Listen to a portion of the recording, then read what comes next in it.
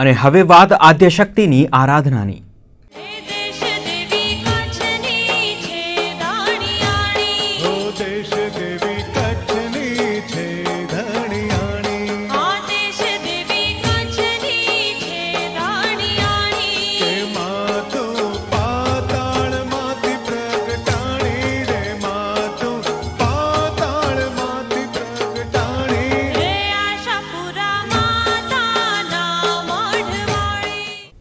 લખપતમાં બિરાજતા દેશદેવી માં આશાપુરાના દર્શને લાખો ભક્તોનો માનો મહેરામણ ઉમટી રહ્યો છે। ત્યારે આવો આપણે પણ ઘેર બેઠા માતાના મઢના દર્શન કરી તેના ઇતિહાસથી પરિચિત થઈએ। દેવી દિન દયાળી આશાપુરા મઢવાળી માં કચ્છ કલ્યાણી કૃપાળી। મંદિરમાં રહેલી માની આ મૂર્તિ સ્વયંભૂ પ્રગટ થઈ હતી। મઢમાં માતાની સ્થાપના અંગે અનેક દંતકથાઓ પ્રવર્તે છે। આવો ગાદીપતિ રાજા બાવા યોગેન્દ્રસિંહજીના મુખે મંદિરનું મહત્વ, તેના અસ્તિત્વની કથા જાણીએ। મંદિરની સ્થાપનાથી થઈ મંદિર માની પ્રતિમા જે સ્વયં આપોઆપ પ્રગટ થયા છે। એ ઈસવીસન પૂર્વે એક દંતકથા પ્રમાણે આપણે ચાલી આવીએ છીએ કે દેવચંદ સાંઈ દર્શન માટે આવ્યો હશે, એટલે અહીં આ જંગલ હશે ને કંઈ હતું જ નહીં।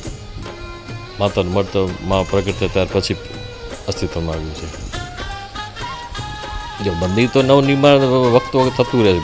માતાની પ્રતિમા જે છે ઈસવીસન પૂર્વે 2000 વર્ષ અગાઉ પ્રગટમાં થયા છે। દંતકથા એ દેવચંદ શાહનો આપણે જે ઇતિહાસ બધા લોકવાયકા પ્રમાણે આપણે જાણીએ છીએ, વિશ્વ લેવલ છે કે દર્શન માટે અહીં આવ્યો, દર્શન માટે નહીં પણ વેપાર માટે અહીં આવ્યો છે। અને માને સપનામાં માનું ભગત હશે, સપનામાં આવ્યા કે મા સ્થાન મને પ્રિય છે તો મારું મંદિર બનાવ।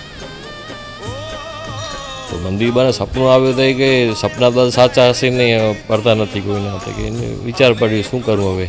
બીજો આદેશ તો મંદિર સપનું સાચું એને સાબિત થયું, તારા માથા પાસે શ્રીખંડ ચુંદડી પડ્યા હશે।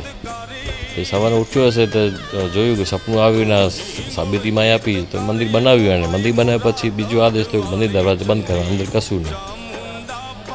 તો સમય આપેલો 6 મહિનાનો માએ સપનું સમય આપેલો એમને। તો 5 મહિના થયા હશે તો મંદિરના અંદરથી વાજિંત્ર અવાજ સાંભળ્યો, મધુર ધ્વનિ સાંભળવા, બહાર પૂજા કરી બહાર બેઠું હોય તો એની આવેશમાં આવી ગયા શું થાય છે અંદર, તો ધીરજ રહીને મંદિર એને ખોલી નાખ્યા। તો માં ત્યારે પ્રગટ થતા તો માના પગ આજના ગોઠણ સુધીમાં દેખાય છે। આપણને દર્શન કરીએ એક નિરાકાર સ્વરૂપ દેખાય કે ગોઠણ સુધીમાં પ્રગટ થયા છે, એ રીતને દર્શન થયા આપણે। ત્યાર પછી ભૂલ થઈ ગઈ, માં સપનું સમય ભૂલી ગયું, હસી માની ઈચ્છા, પછી માં કહ્યું માંગતું શું તને ઈચ્છા છે, કે એને શહેર માટેની ખોટ બાળક નહોતા, અને કે માં મને બાળક નથી, ના બાળક લીધા એટલે મનની ઈચ્છા પૂરી કરી, એટલે આશાપુરા કહેવાના। ત્યારે ભક્તોની આશા પૂરી કરે એટલે આશાપુરા કહેવાના। 18 આલમ માને માને છે, વિશ્વની દેવી કહેવાય આપણે। 18 આલમ માને માને છે, જે બધા જે રીતે માને। ગબર જાશો પાવાગઢ જાશો, જાશો જો નાને શેર, આશાપુરાને મઢડે જાશો, માતાજી કરશે મેર, ભગતો હાલો કે ભગતો હાલો।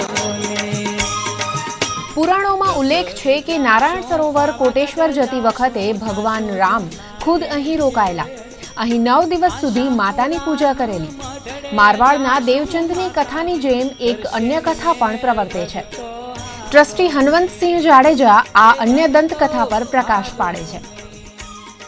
આ ઇતિહાસમાં છે કે 2 ભાઈઓ હતા, મોદ અને માની, અને એમના સપનામાં આવ્યું કે હું અહીંયા પ્રગટ થઈશ માતાજી સ્વયંભૂ। એટલે પછી મંદિર એવી રીતે અહીંયા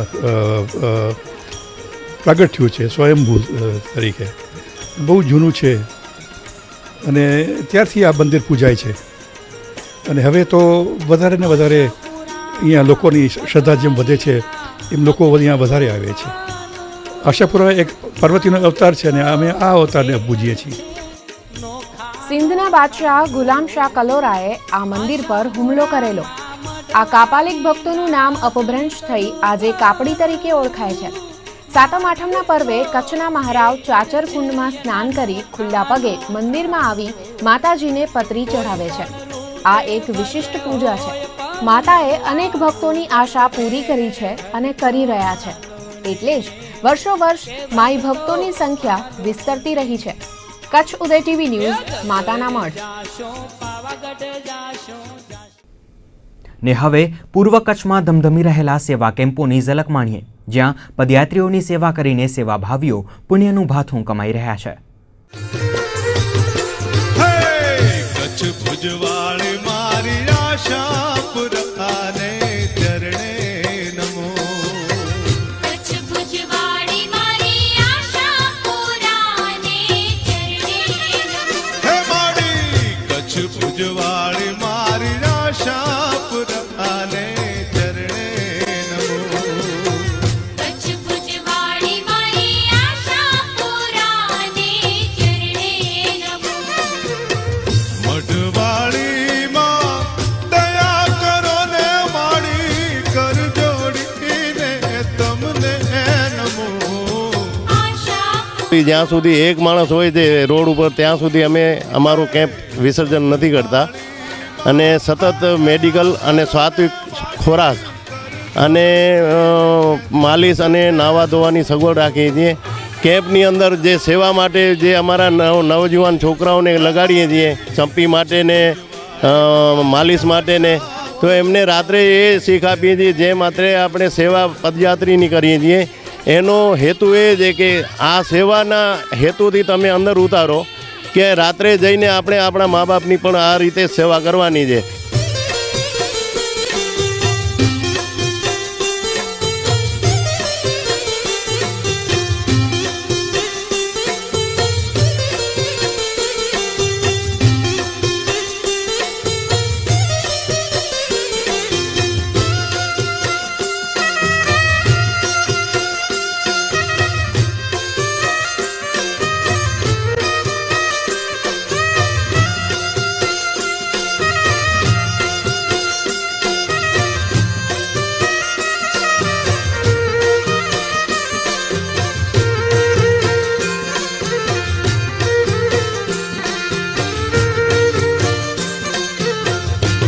અમે છેલ્લા 20 વર્ષથી આ કેમ્પ ચાલુ છે અને આમાં 100 થી 125 જણાની અમારી ટીમ પોતાની રીતે આમાં સેવા આપે છે.